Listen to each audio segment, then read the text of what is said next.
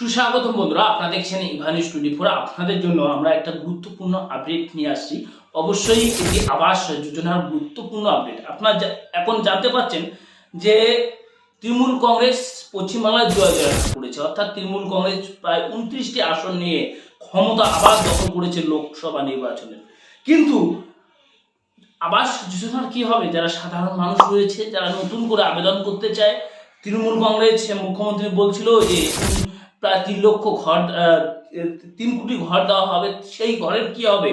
যাদের ফাইনাল লিস্টে নাম রয়েছে তাদের কি হবে? আজকে তাদের জন্য এই ভিডিও।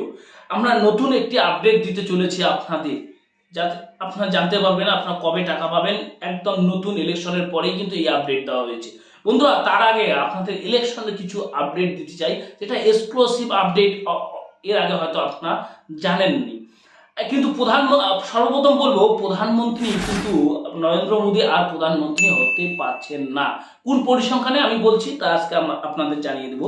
তার আগে আপনাদের বলি, 292টা কিন্তু ইন্ডিয়া জোট পেয়েছে, অর্থাৎ ইন্ডিয়া জোট পেয়েছে সংখ্যাগরিষ্ঠভাবে। কিন্তু এখানে বিজেপি পায়নি, বিজেপি পেয়েছে 240টা। তাহলে কিন্তু প্রধানমন্ত্রী সংখ্যাগরিষ্ঠভাবে প্রধানমন্ত্রী তৈরি করতে গেলে যে কোনো পার্টি কিন্তু 272টা লাগবে। তার মানে এখানে আরো 32টা শর্ট রয়েছে।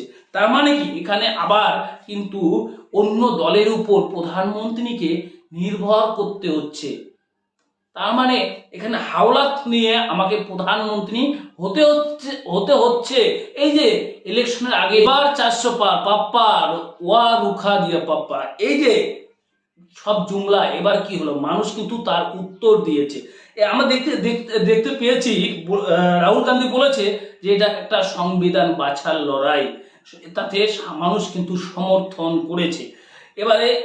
এবারে যদি আমরা বলি ইন্ডিয়া জোট, যেটা রাহুল গান্ধীর জোট, সেটা কিন্তু 234টি কিন্তু সিট পেয়েছে। তাহলে এখানে আর এদের কিন্তু 40টির মতন 38টি কিন্তু লাগতেছে সরকার গঠন করতে। কোনো দল নীতিশ আসে তাহলে কিন্তু এরাই কিন্তু দল গঠন করতে, পিএম গঠন করতে পারবে, অর্থাৎ প্রধানমন্ত্রী এদের এই ইন্ডিয়া থেকে হতে পারে। বন্ধুরা, তার আগে আরেকটা আপনাদের আপডেট দিতে চাই, ওয়েস্ট বেঙ্গলের সব থেকে যেটা এক্সক্লুসিভ আপডেট। আপনারা প্রত্যেকে জানেন তৃণমূল কংগ্রেস পেয়েছে 29টা, বিজেপি পেয়েছে 12টা এবং কংগ্রেস পেয়েছে 1টা। বামফ্রন্টের এখানে কি হলো? বামফ্রন্ট এখানে কিন্তু ধুয়ে মুছে সাফ হয়ে গেল। সাধারণ মানুষ সমর্থন করলো না বামফ্রন্টকে, এটাতে কেউ কিন্তু অস্বীকার করতে পারবে না। এবারে যেটা মোট ব্যাপার হয়েছে, একদম যেটা এক্সক্লুসিভ, কুচবিহার নিয়ে আমরা দেখেছি ইলেকশনের আগে সবারই হইচই ছিল। একদম কুচবিহার কিন্তু একদম সবার নজরে ছিল। এখানে অমিত শাহ বলুন এসেছিল, এখানে নরেন্দ্র মোদী বলুন এসেছিল, অভিষেক বন্দ্যোপাধ্যায় এখানে রোড শো করেছিল এবং এমনকি এখানে কিন্তু অভিষেক বন্দ্যোপাধ্যায় জনসভা করেছিল, মমতা বন্দ্যোপাধ্যায় এসেছিল। এই যে কুচবিহার কিন্তু সবার একটা পাখির চোখ ছিল। কারণটা হচ্ছে এটা সব থেকে এখানে তৃণমূল কংগ্রেসের বিশাল একটা চ্যালেঞ্জের বিষয় ছিল, যেখানে নিশীথ প্রামাণিক হচ্ছেন স্বরাষ্ট্র প্রতিমন্ত্রী। তাকে 56,000 ভোটে তিনি এগিয়েছিলেন, তাকে ওই ভোট পিছিয়ে ফেলে আবার হারানো, এটা কিন্তু বিশাল বড় একটা চ্যালেঞ্জের বিষয় ছিল। এটা সম্ভব হয়েছে কার জন্য? যারা কুচবিহারের নেতৃত্ব দিয়েছে, যারা কুচবিহারে তৃণমূল কংগ্রেসের লিডার ছিল। যেরকম ছিল আপনার উদয়নগর কথা বলুন, যেরকম জেলা সভাপতি অভিজিৎ দেব ভৌমিকের কথা বলুন, যেরকম জেলা চেয়ারম্যান বীরেন্দ্রনাথের কথা বলুন, যেরকম রবি ঘোষের কথা বলুন, আমরা কিন্তু এদেরকে একদম সক্রিয়ভাবে, কোনো গ্রুপিং নয়, আমরা দেখেছি সক্রিয়ভাবে এবারে ঝাঁপিয়ে পড়তে ঐক্যবদ্ধ হয়ে এবারে কিন্তু ঝাঁপিয়ে পড়েছিল, যাতে এই যে আসনটা ছিনিয়ে নেওয়া যায় বিজেপি থেকে। কিন্তু লাস্টে আমরা 4 তারিখ 2টার দিকে দেখলাম তারা সাফল্য পেয়েছে। এই সাফল্য পেয়েছে না আরেকটি আপনাদের ছোট্ট যারা তৃণমূল কংগ্রেস কর্মী দেখছেন, আপনারা বলুন তো কোন নেতৃত্ব যারা এক সময় এই জেলাকে তৃণমূল কংগ্রেসের পক্ষ থেকে নেতৃত্ব দিয়েছে, কোন নেতা এরকম আছে? 1-2জনকে কিন্তু আমরা সেরকম দেখতে পারিনি সচরাচর। এবারে প্রোগ্রামে সেরকম কিন্তু অ্যাক্টিভ দেখতে পারিনি। আমরা জানি, আপনারাও জানেন, হয়তো যারা দেখছেন ভিডিওটি অবশ্যই তারা সাহস করে কমেন্ট বক্সে কমেন্ট করবেন। এবারে যদি আমরা কুচবিহারের রেজাল্টটা বলি, যে কুচবিহারের রেজাল্টটা কি হলো, নেতারা পরিশ্রম করলো ঠিক আছে, কিন্তু কতটা ভোটে জিতলো? এবারে মোট জয়ী হলো 39,000, 250 ভোটে মোট জয়ী হলো তৃণমূল কংগ্রেস, অর্থাৎ জগদীশ চন্দ্র বর্মা বসুনিয়া কিন্তু এখানে জয়ী হলো। এবারে যদি আপনি দেখেন জগদীশ চন্দ্র বর্মা বসুনিয়া কত পার্সেন্ট ভোট পেল, কত ভোট পেল, এখানে তিনি পার্সেন্টেজের হারে 48.6% ভোট পেয়েছে। টোটাল ভোট পেল 7,88,375 ভোট। এবং নিশীথ প্রামাণিকের আপনারা যদি দেখতে যান, তিনি পেয়েছেন 46.2%।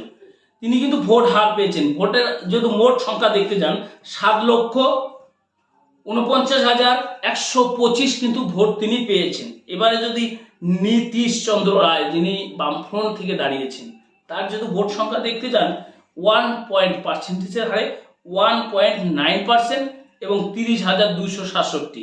এবারে যদি এখানে কংগ্রেস দেখতে যান, কংগ্রেসের কথা বলাই এখানে সময় লস। এখানে প্রিয়া রায় চৌধুরী পেয়েছেন মাত্র 10,000 ভোট পেয়েছেন, 10,679 ভোট পেয়েছেন।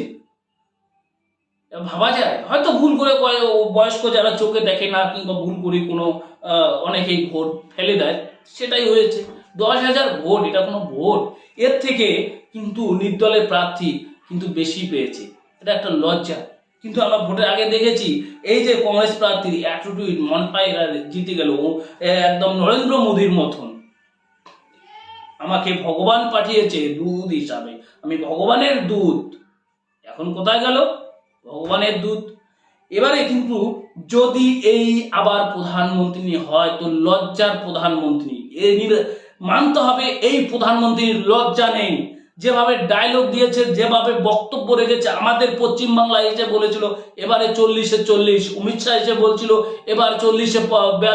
এবারে কিন্তু আমরা দেখেছি এই যে বিরোধী দলনেতা শুভেন্দু অধিকারী নিজে তো স্বপ্ন দেখছিলেন যে আমি এবারে মুখ্যমন্ত্রী হচ্ছি, এবার কোথায় গেল? তো এই যে বিষয়গুলো আপনার ক্যালকুলেশন করে আপনারা যারা ভোট দিয়েছেন তাদের আপনারা জানেন, বুঝতে পারছেন।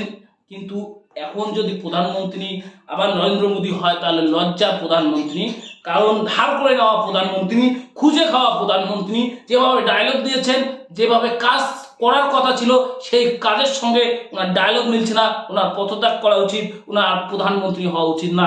আপনাদের মতামত অবশ্যই কমেন্ট বক্সে লিখবেন। আবাস যোজনায় আপনারা যারা ভিডিওটি দেখছেন, আবাস যোজনার একদম যেটা নতুন আপডেট, আপনার 1 তারিখ থেকেই, ডিসেম্বরের 1 তারিখ থেকেই টাকা পাওয়া শুরু হতে চলেছে। যারা পুরাতন রয়েছে, যাদের ফাইনাল লিস্টে রয়েছে, তারাই টাকা পেতেছে এবং নতুন করে আবার কিন্তু আবেদন শুরু হচ্ছে। আপনাদের এক্সক্লুসিভ বার্তা দেই, নতুন করে আবার কিন্তু আবাস যোজনা আবেদন শুরু হচ্ছে। এবারে বলেছেন 3 কোটি কিন্তু মানুষ, সাধারণ মানুষ কিন্তু ঘর পাবেন আমাদের রাজ্য সরকারের তরফ থেকে, রাজ্য সরকারের ফান্ড থেকে, নট